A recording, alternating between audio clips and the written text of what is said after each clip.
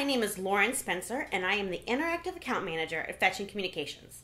We are a full-service PR and marketing company that exclusively services pet businesses and veterinary specialty practices.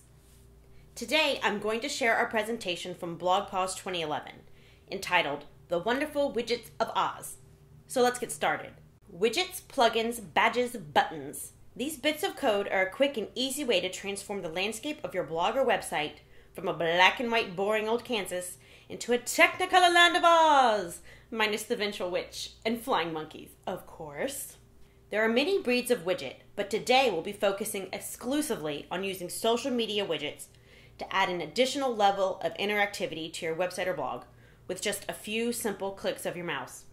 By integrating widgets, you give users the freedom to share your post across multiple social media channels, allow them to view tweets on a particular pet topic or individual feed, or even encourage them to fan your Facebook page without navigating away from your website or blog.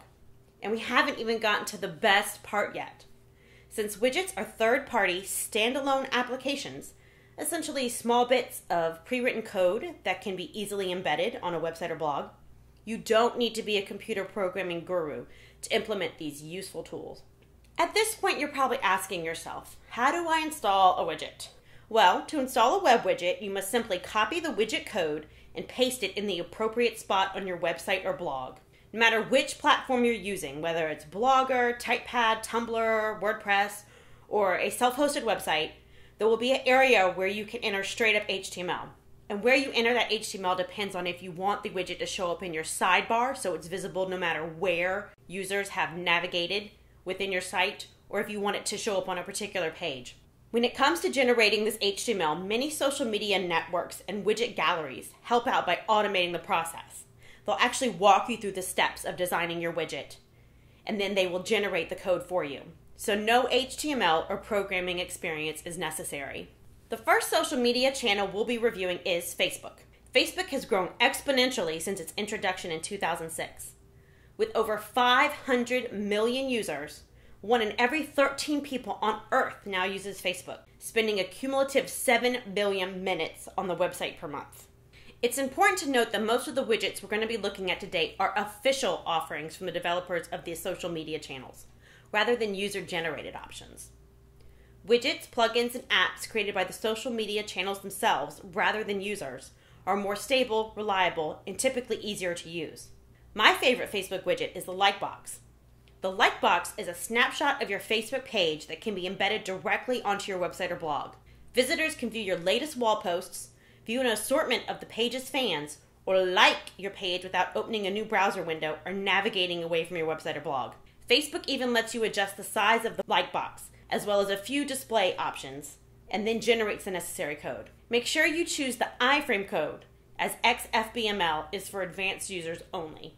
The Comments plugin allows visitors to log into their Facebook profile and share a particular page or piece of content with their network. When someone adds a comment using this plugin, not only does it live beneath that piece of content on your website or blog, but it also shows up as a wall post on their profile and is subsequently shared via newsfeed with their entire network of Facebook friends. The like button is similar in nature to the Comments plugin, as it can be attached to a page or particular piece of content on your website or blog.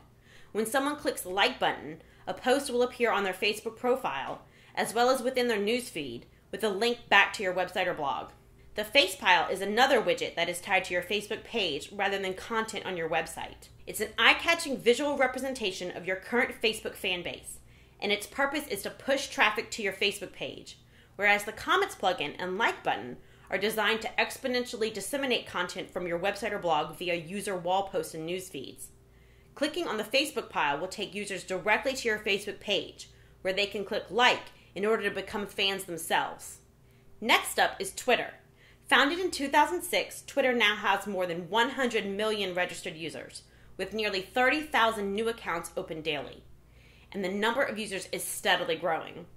Twitter users generate roughly 50 million tweets per day. That's an average of 600 tweets per second. Twitter refers to their easy-to-use, fully customizable widgets as goodies. Since your website or blog should serve as the central hub for all your online content, one of my favorite goodies is the Twitter profile widget, which is an embeddable self-updating feed of all your tweets. You can fully customize the colors, including the header, footer, background, text, and even the links. Twitter provides an easy-to-use color picker, or you can enter a hex code. And for those of you who don't know, hex codes are 6-digit strings of numbers that represent colors on the web. This way, you can make sure the colors of your Twitter widget perfectly blend in with your website or blog. The Twitter search widget lets you display a self-updating feed of tweets that contain a specific keyword or hashtag you've specified. The Twitter Faves widget displays only those tweets you have marked as favorites. And finally, the Twitter List widget displays only tweets from profiles you have added to a particular list. The best way to gain followers on Twitter is to actively follow others. True Twitter aficionados follow hundreds, if not thousands, of fellow Twitter users. Lists become essential since they help you organize and group the profiles you are following. You can check out Fetching's @FetchTweet account to view some sample lists, including the one displayed here. The Pets Who Tweet list is comprised of Twitter users who tweet in the persona of their companion animals. So if you check out the list, you're going to encounter a lot of lolcat speak. Next up is LinkedIn. Boasting more than 67 million users, LinkedIn is basically Facebook for professionals. With LinkedIn, you can host an online resume, search for jobs, find potential clients, and collaborate with professionals in your network, also known as contacts. Just like Facebook, users can post status updates, although they tend to be a little bit more professional. Facebook-style status updates like, "I've got a hot date with a pint of Ben & Jerry's in season 1 of Grey's Anatomy," might be of interest to your social network of friends and family, but it's probably of a limited interest to your professional contacts. Similar to Facebook, LinkedIn allows users to create both personal profiles and company profiles, which are more akin to a Facebook page in that they're indexable by search engines and fully visible to the public. The LinkedIn Company Insider widget is an embeddable snapshot of your company profile, while the Company Profile widget is a stripped-down version of the Company Insider. The Member Profile is a great widget to add to your website or blog if you are looking to expand your network of professional contacts, want to establish yourself as an industry expert, or are currently looking for employment. As I mentioned earlier, LinkedIn allows users to post status updates. That's where the Share on LinkedIn button comes in handy. It can be associated with any page or piece of content on your website or blog to allow for easy distribution on LinkedIn. This is great for pet company recruitment postings or a call for blog contributors. With a single click, visitors can share the post with their entire professional network. FLICKR is an online tool that enables you to manage and share digital photos. It offers various methods for sorting, categorizing, and tagging images. People can comment and rate your pictures, and you can make all or just some of your photos private or viewable to select friends and family. As of December 2010, the site was hosting 5 billion images. That's more than 3,000 images uploaded per minute. Although you can create a free FLICKR account, we strongly recommend that you upgrade to a pro account. Fetching Communications has one, and it's only $25 per year. A pro account gives you extra features like the ability to create collections, unlimited photo uploads up to 20 megabytes per photo, unlimited video uploads including HD video, unlimited storage, the archiving of high-resolution original images, ad-free browsing and sharing, view count and refer statistics, and most important of all, the ability to create infinite sets. Hooray for organization!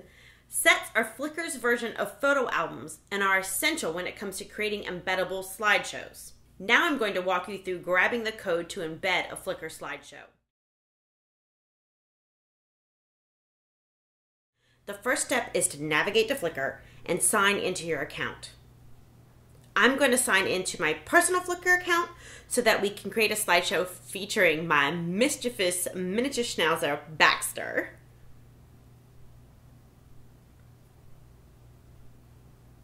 Your photo stream contains all of the photos you have uploaded to FLICKR, but for this example, we want to create a slideshow of a specific set.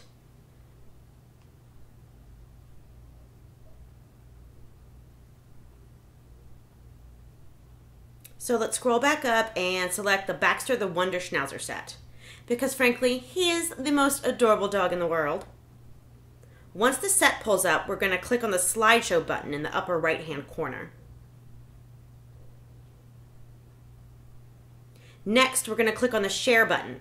You could grab a basic link to the slideshow or the HTML code to embed the slideshow on your website or blog. If you want to resize a slideshow so that it fits in an allotted space, click on the Customize HTML link. And we're going to adjust the size here. Okay, now, when you copy and paste your HTML, always paste it directly from the source. Or if you're creating several different widgets to add to your website or blog all at once, drop the HTML code into a text editor in order to strip any formatting. Never drop it into Microsoft Word because Word will add all kinds of hidden formatting that totally messes up the code. So I've logged into the back end of the Fetching website, which is a custom WordPress installation, by the way. And I want to add this slideshow to a page on our website. So let me navigate to the pages, and then where do we want to put it? Let's put it on the Fetching University page.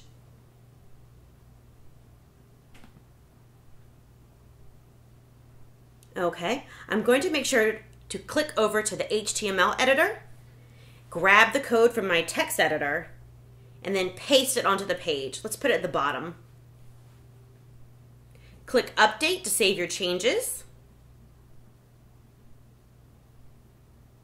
And then Preview to make sure the slideshow posted correctly. There it is. Ta-da! There you have it. When viewing the slideshow, visitors can even select full screen mode, here we go, to view the images without navigating away from your website or blog. The only other official widget FLICKR offers is a rather basic photo badge. It's incredibly simple, but it gets the job done. You can choose either an HTML or Flash badge. Just keep in mind, however, that Flash applications aren't viewable on iPhones because Apple and Adobe, they don't get along. You can also choose the number of photos displayed, what content is displayed, the orientation, either horizontal or vertical, so it fits best on your website or blog, and even the background color. However, this is one case where I suggest you skip the official widget and opt for a user-generated widget. FLICKR has an open application programming interface, API for short. This means that anyone can write their own program to remix FLICKR data, like photos, video, tags, profiles, or groups, in new and different ways. FLICKR relies heavily on its community of users to develop and distribute widgets. These offerings can be found in a section of the site known as the App Garden. This is where developers can showcase and share the applications they've created. My favorites include the FLICKR Badge Maker and the Picto Browser slideshow widget. If you're not on YouTube, you need to be. YouTube is the second most used search engine behind only Google and is the world's most popular online video community. Every minute, 24 hours of video is uploaded to YouTube. And since it's owned by Google, all content is indexable by search engines. That includes descriptions, titles, and tags. As of June 2011, goodbye custom player widget, hello embeddable playlist. YouTube previously offered a specialized way of embedding playlists, as well as uploads and favorite feeds, for playback on third-party sites in a customizable interface called the Custom Player. While the Custom Player had its fans, it never saw a great deal of usage, and so YouTube recently removed support for the creation of new custom players. Don't worry, if you've already created a custom player and installed it on your website or blog, it should still continue to work as is. The only thing that has changed is that new custom players cannot be created. Fortunately, similar functionality is available by creating an embedded playlist, which I'll show you how to do right now. Okay, so first things first, you're going to want to sign into your YouTube account. So I'm going to just do that right now. Sign in. Okay, next, you're going to navigate to the drop-down menu in the upper right-hand corner and choose Videos. To create a new playlist, simply click on the New button and then enter the necessary info, including title, description, tags. Remember, all of these are indexable to ensure your playlist shows up in search engine results. So you're definitely going to want to make sure you fill out these fields.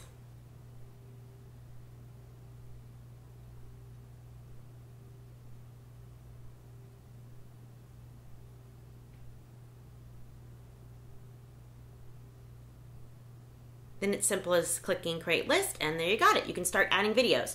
But for the purpose of this example, we're going to use a pre-existing list. Once again, featuring the effervescent and oh so photogenic Baxter. So let's add another video to this playlist before we post it to our website. We'll search for the words schnauzer and miniature. See what we get.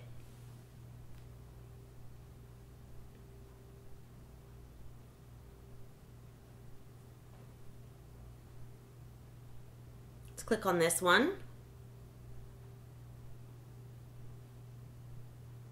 I've seen it before. I know it's a good video. It's a winner. So let's go ahead and add it to our playlist. I just click on the Add To button located below the video and choose my Baxter the Wonder Schnauzer playlist from the drop-down menu. An Added to Playlist confirmation will pop up letting me know we're ready to rock and roll. I navigate back to the playlist by choosing Videos from the drop-down menu in the upper right-hand corner and then click on the Share button right below the playlist title. There it is. Then it's as simple as grabbing the HTML code and pasting it into your text editor, making sure to strip the formatting. Click on Make Plain Text here. Drag it out of the way. Now I'm going to log into my personal website, which is also a WordPress installation. Big WordPress fan, but this HTML code for these widgets will work on any platform. So I need to choose where I want to add my YouTube video playlist. Let's put it on a page. And let's select the photos page. I'll install it underneath my FLICKR slideshows that I already have on there. Make sure to switch over to the HTML editor before pasting your code. I'm going to grab it from my text editor here, cut and paste it. Then I'm going to click on Update, Preview Changes, scroll to the bottom,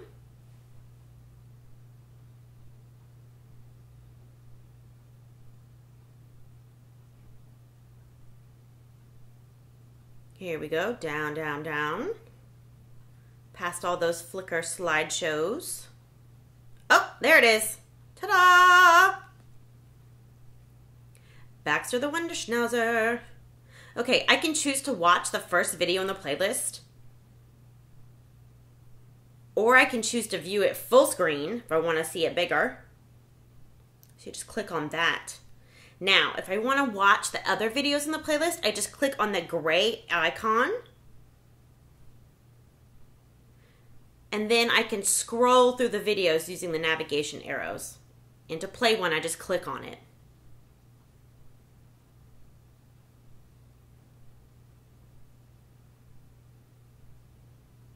Now, it's important to note that when you update a playlist via your YouTube account, it automatically updates on your website or blog. So re-embedding the playlist isn't necessary. If you want to increase the level of interactivity on your blog or website, then a poll or survey is one of the best ways to do that. I'm a huge, huge, huge fan of Twigs because it does one thing and it does it extremely well: create polls. Launched in April 2007, Twigs offers a comprehensive online polling experience, allowing users to easily create their own polls or browse public polls and then embed them on a website or blog. SurveyMonkey was founded in 1999 and is the #1 web-based survey provider. Wufoo was founded in 2006 and lets users create great-looking online forums and store the info gathered. How are they connected? In 2011, SurveyMonkey acquired Wufoo, so they're owned by the same company, but make no mistake, they are two different tools. And if you want to use them, you will have to create a free account on SurveyMonkey.com and a separate account on Wufoo.com. SurveyMonkey gives you two options when it comes to hosting your survey or questionnaire. You can grab a link that can be posted to your website, your Facebook profile or page, or sent out in an email. The other option is to embed the survey directly onto a page of your website or blog. And you can create really in-depth, comprehensive surveys with SurveyMonkey. Wufoo offers easy copy-paste solutions for integrating forms into your web pages. For advanced users, full CSS and XHTML markup is also included. To simplify the process even further, the intuitive Wufoo Theme Manager allows you to customize the look of your form with a few clicks of your mouse so that it seamlessly matches the look of your site. So, that concludes our wonderful Widgets of Oz presentation. For more information about using social media and best marketing practices for your pet business, visit us on the web at fetchingcommunications.com.